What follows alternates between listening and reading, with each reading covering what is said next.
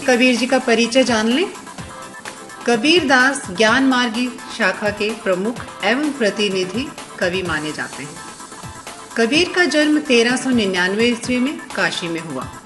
कहा जाता है कि इनका जन्म एक विधवा ब्राह्मणी के गर्भ से हुआ था और वह लोक लाज के डर से इन्हें लहर तारा नामक तालाब के निकट छोड़ आई थी। वहां से ले जाकर नीमा और नीरू जुल्हा दंपति ने इनका पालन पोषण किया। इस प्रकार हिंदू मुसलमान दोनों के संस्कार इनके जीवन में विद्यमान हैं। कबीर अनपढ़ थे और उन्होंने स्वयं कहा है, मसी कागज छुओ नहीं, कलम गही नहीं हाथ।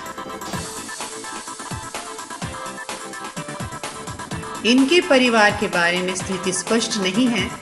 कहा जाता है कि इनकी पत्नी का नाम लोई था, जिससे कमाल और कमाली 2 संतानें थी। रामानंद इनके गुरु थे। कबीर जी की मृत्यु 1495 ईस्वी में महानगर में हुई। कुछ इनकी रचनाएं। कबीर की रचनाओं के संकलन बीजक के 3 अंग हैं, सबद, साखी और रमैनी। और उनकी साहित्यिक विशेषताएं हैं।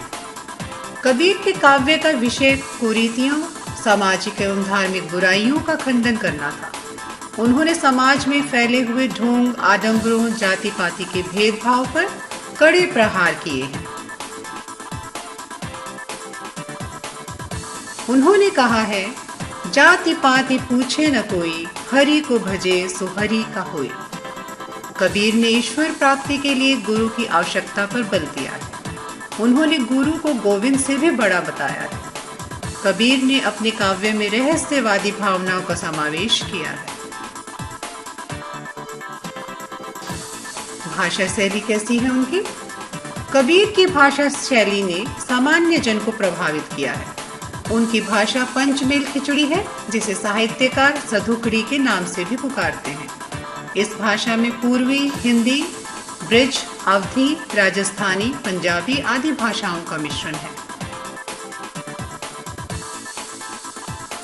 आइए पहली साखी पढ़ें। जाति न पूछो साधु की, जो पूछो तो ज्ञान, मोल करो तरवार का, पड़ा रहने दो म्यान। प्रसंग इस तरह से है। प्रस्तुत साखी ज्ञान मार्गी कवि कबीर दास द्वारा रचित है। इस दोहे में कबीर दास द्वारा ज्ञान को महत्व दिए जाने का उल्लेख हुआ। वे जाति पाति का विरोध भी करते हैं। व्याख्या इस तरह से है। कबीर दास जी कहते हैं कि साधु की सच्ची पहचान करने के लिए उसकी जाति न पूछकर उसका ज्ञान पूछना चाहिए। साधु का ज्ञान ही उसकी असली पहचान है।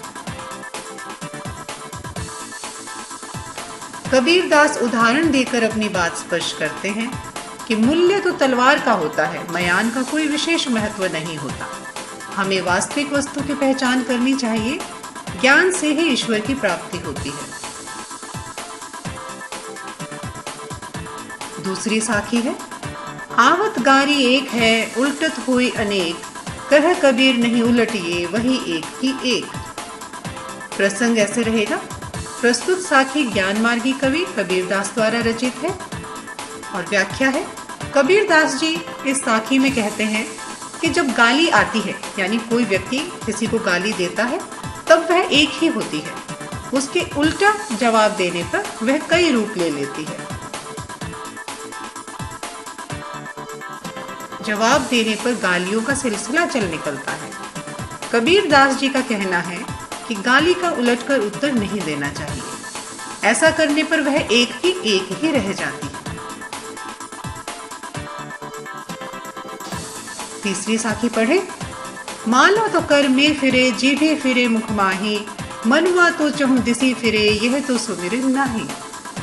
प्रसंग है। प्रस्तुत साखी कबीर दास द्वारा रचित है। कबीर माला फेरने को निरा ढोंग बताते हुए इसे निरर्थक बताते हैं। इस साखी की व्याख्या है। कबीर दास यथार्थ स्थिति का वर्णन करते हुए कहते हैं कि प्राय यह होता है कि लोगों के हाथ में तो माला घूमती रहती है और मुख में जीभ भी घूमती रहती है, अर्थात हाथ से माला फेरते हुए मुंह से राम नाम का मौन उच्चारण करके हम ईश्वर स्मरण का ढोंग करते हैं। इसका कारण यह है कि उस समय भी हमारा मन चारों दिशाओं में घूमता रहता है, अर्थात हम एकाग्रचित नहीं होते। अतः इसे प्रभु स्मरण नहीं कहा जा सकता। चौथी साखी है, कबीर घास न नींदिए जो पाँव तले हुए, उड़ी पड़े जब आंखें में खरी दुहेली हुई। प्रसंग है प्रस्तुत साखी ज्ञान मार्गी कवि कबीर दास द्वारा रचित है और व्याख्या इस तरह से है। कबीर दास जी किसी भी तुच्छ व्यक्ति या वस्तु की निंदा की मनाही करते हैं। उनका तो यहाँ तक कहना है कि अपने पैरों के नीचे की घास तक की भी निंदा करनी चाहिए। इस व्यर्थ प्रतीत होने वाली घास का तिनका तक हमें परेशान करने को काफी है। जब यह तिनका उड़कर हमारी आंख में गिर जाता है तब आंख बहुत दुखने लगती है। अगली साखी है, जग में बैरी कोई नहीं जो मन शीतल होए, या आपा को डारी दे दया करे सब कोई। प्रस्तुत साखी निर्गुण धारा के प्रतिनिधि कवि कबीर दास जी द्वारा रचित है और इस भाग की व्याख्या है। कबीर दास जी कहते हैं कि यदि हमारा मन शीतल अर्थात शांत है तो हमें इस संसार में अपना कोई भी शत्रु प्रतीत नहीं होगा। हमें आवश्यकता इस बात की है कि हम अपने अहंकार को त्याग दें। हमें सभी के प्रति दया की भावना प्रदर्शित करनी चाहिए। एक नई कविता के साथ हम फिर मिलेंगे। धन्यवाद।